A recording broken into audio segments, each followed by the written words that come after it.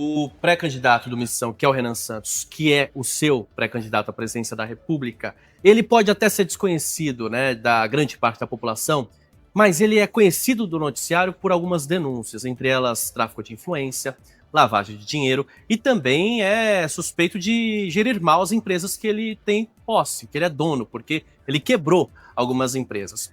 Primeiro, eu queria saber se o senhor põe a mão no fogo, porque a partir do momento que ele ficar conhecido, denúncias até desconhecidas podem virar conhecidas. Quero saber se o senhor põe a mão no fogo e se ele, que quebrou empresas privadas, tem capacidade de gerir um país.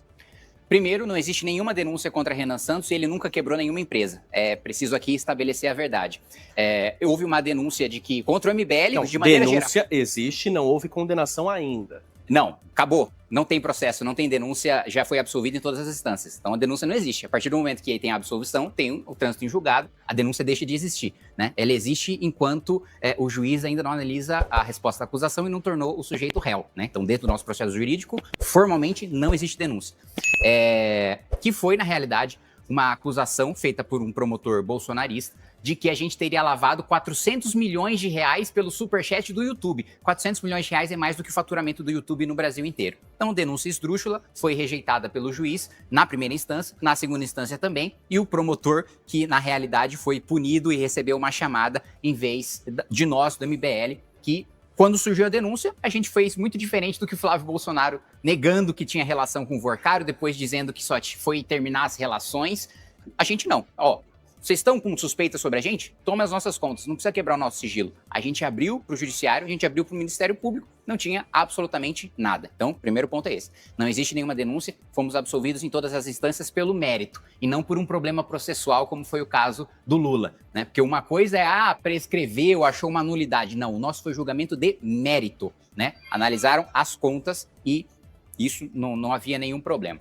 O outro ponto, o Renan nunca quebrou nenhuma empresa, ele vivia de comprar empresas quebradas, fazer a recuperação dessas empresas e daí ele vivia da negociação desses ativos, né? Tanto que quando você vê as denúncias de empresa tem dívida de tanto e de tanto e de tanto, você vai ver as dívidas foram feitas, o Renan tinha 12 anos de idade. Ele não fundou nenhuma dessas empresas, ele não foi o responsável por administrar nenhuma dessas empresas, era o trabalho dele comprar dívida, comprar empresas quebradas, para daí, na recuperação judicial, ele negociar os ativos e ficar com aquilo que sobrasse. Então, nunca quebrou nenhuma empresa, tem plena capacidade de administrar o país, e eu acho, né, sem falar de toda a gestão que foi feita do Movimento Brasil Livre durante os últimos 12 anos, que foi o único movimento que sobreviveu ao impeachment da Dilma, nenhum outro movimento que foi para a rua existe hoje, né? Só o Movimento Brasil Livre. E que elegeu parlamentares em todo o país e que fundou um partido político quando o presidente da República, Jair Bolsonaro, com a caneta de presidente, não conseguiu e o Renan conseguiu, então tem plena capacidade. E eu digo mais,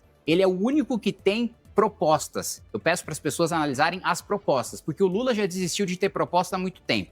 E o Flávio Bolsonaro, quando perguntaram para ele qual que era a proposta dele, ele falou que não ia revelar para não ser atacado. As nossas propostas estão escancaradas. Podem atacar, que a gente tem plena capacidade de defender essas propostas, e o Renan, sem dúvida nenhuma, vai mostrar de longe, e eu coloco a mão no fogo, não só em relação à honestidade, mas em relação à capacidade técnica do Renan, que vai ficar muito clara a distância abissal da capacidade dele para os outros pré-candidatos. Deputado, aproveitando ainda sobre Renan Santos, se eleito, como vocês pretendem governar? Porque o senhor é muito conhecido por briga com diversos parlamentares de diversos partidos, é oposição à esquerda, mas também não dialoga com a família Bolsonaro, com partidos ali desse espectro da direita ligados à família Bolsonaro. Como que o senhor e o Partido Missão e o Renan Santos, como vocês imaginam governar um país sem diálogo? Não, primeiro que não é sem diálogo. Eu citei um exemplo para você mais cedo, né? Eu, sem ser presidente da República, aprovei o projeto mais importante de crimes contra o patrimônio nos últimos 20 anos, que foi o aumento de pena de furto, roubo e receptação. Aprovei com maioria folgada na Câmara, aprovei com maioria folgada no Senado e constrangi o presidente Lula a sancionar, porque se ele vetasse, eu teria maioria para derrubar o veto dele. Então, eu sou o deputado que mais aprovou relatórios e projetos de lei relevantes, mostrando minha capacidade de articulação e sendo um deputado. E diferente do Lula, Eu não tive cargo, eu não tive emenda, eu não tive nada para oferecer para os outros parlamentares, senão a minha capacidade de articulação e a minha capacidade de atrapalhar a vida deles, porque isso te dá poder de negociação. Eu nunca negocio o meu voto. Sempre que eu discordo, eu voto não. Mas eu tenho a capacidade, eu estudei o regimento interno da Câmara dos Deputados, como assim 99% dos deputados não fizeram, e eu tenho a capacidade de fazer uma votação que duraria 5 segundos, durar 1 mês, com a minha obstrução e com o meu conhecimento do regimento, e é essa obstrução que eu utilizo como arma, né, para negociar a aprovação dos meus projetos e relatórios na Câmara dos Deputados. Ao mesmo tempo, eu vou te dar um exemplo de quando eu fui presidente da Comissão de Educação. Tinha vários ministros da Educação, né, de Jair Bolsonaro, envolvido em vários escândalos de corrupção. Vocês devem se lembrar também que teve uma dança das cadeiras diversa ali, e principalmente no período que eu fui presidente da Comissão de Educação, que mais convocou ministros da Educação para prestar esclarecimentos em relação a escândalos. Para dar uma demonstração em relação à nossa habilidade de articulação, quando eu precisava convocar ministro Bolsonaro para investigar a corrupção, eu construía a maioria da comissão me articulando com a esquerda e convocava.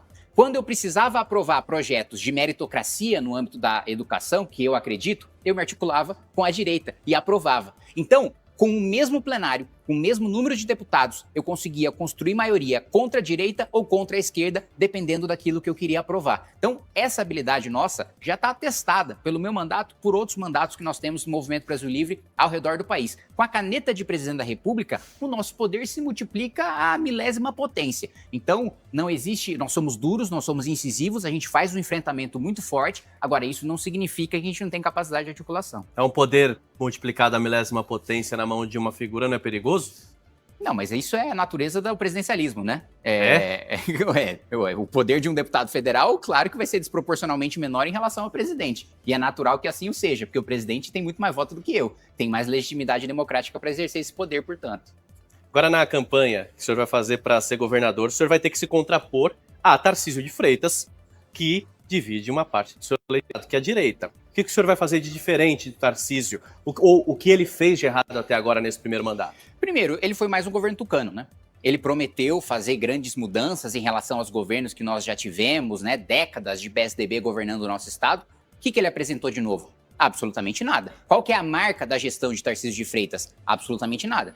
No ranking do IDEB, a gente está ficando na educação para trás de vários outros estados. A educação continuou caminhando de lado como caminhava nos governos tucanos. Em relação à segurança pública, não preciso nem falar. A sensação de insegurança que nós temos na cidade de São Paulo e no estado de São Paulo é gigantesca. Nós tínhamos a oportunidade de, quando teve um racha interno no PCC aqui em São Paulo, em que literalmente eles estavam trocando tiros entre faccionados, a gente teve a oportunidade de mandar a rota para fazer uma limpa no PCC em São Paulo. E o Tarcísio não teve coragem porque estava apanhando da imprensa, dos partidos de esquerda e das ONGs de direitos humanos falando sobre letalidade policial. Se eu for governador de São Paulo, a letalidade policial vai aumentar muito, porque a gente vai fazer operação de retomada de território contra faccionados. Então a polícia vai matar muito porque são criminosos que não vão abrir mão do seu armamento, que não vão abrir mão de fazer a população de refém. E esses criminosos são mortos. Agora, outros criminosos que cometem crimes mais leves, que a polícia chega e que ele se submete à prisão, aí ele vai ser preso e vai ser encaminhado para o judiciário. O outro criminoso que não aceita ser preso, que está de fuzil na mão, ameaçando a população, esse será morto e eu não vou ter nenhum receio de receber nenhum tipo de crítica de imprensa, de ONG. Ninguém vai me desviar da minha convicção, como, aliás, a gente acabou de falar sobre o PEC 6x1. Acho que está mais do que comprovado que eu não tenho nenhum medo de desgaste, ainda que isso me tire votos, ainda que isso me tire popularidade para fazer o que eu acredito. Assim eu faria na segurança pública, né?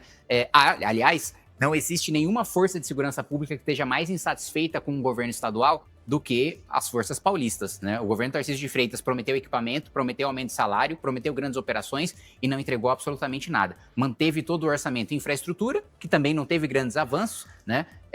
Foi basicamente uma continuidade de obras que já vinham sendo tocadas pelos governos tucanos, que já tinham contratos, inclusive, né, em andamento. Não teve nenhum outro grande contrato feito pelo governo Tarcísio de Freitas de uma grande obra de infraestrutura. Ele executou contratos de gestões passadas e retirou esse orçamento da segurança, que inclusive o próprio secretário fica de mãos atadas na hora de conceder esses equipamentos, esses aumentos de salário, a partir do momento que o governador manda contingenciar esses recursos para enviar para a infraestrutura. Então, teria muita coisa que eu faria diferente. Eu vou reconhecer um avanço do governo Tarcísio, que foi a tabela do SUS paulista, né? Que, de fato, a tabela do SUS está defasada há muito tempo em nível federal.